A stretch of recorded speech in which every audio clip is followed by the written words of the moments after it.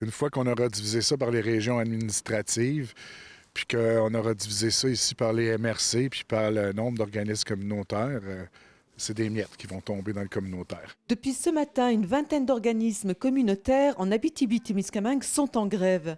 Malgré l'annonce par le gouvernement d'un budget de 24 millions de dollars, ils jugent les sommes insuffisantes face à la réalité du terrain. C'est un mouvement qui s'est déclaré à travers le Québec, dont la Vallée de l'Or a embarqué, a emboîté le pas. C'est une grève qui soit totale ou partielle pour les organismes communautaires dans la Vallée de l'Or, mais aussi à travers le Québec pour dénoncer le manque de financement pour les organismes communautaires. Tous les organismes communautaires tirent la ficelle par les deux bouts parce que les coûts ont augmenté.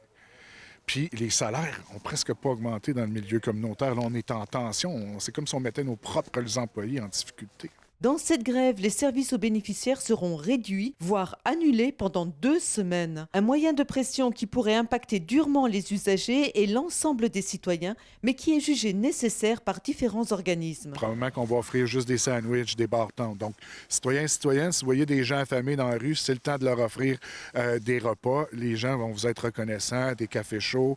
On demande votre participation aussi. Mais en même temps, il faut agir maintenant avant que ce soit la catastrophe, avant qu'on soit plus capable puis qu'on doive fermer les portes. De son côté, la ville se dit solidaire des organismes communautaires et avance des solutions. Est-ce qu'il y aurait lieu de regrouper certains services pour être plus efficaces, puis peut-être avoir des sommes supplémentaires pour chaque organisme? Le communautaire à Bout annonce plusieurs actions locales durant ces 2 prochaines semaines, dont une action surprise mercredi 25 mars. Samira Ouari, RNC Nouvelles, Val-d'Or.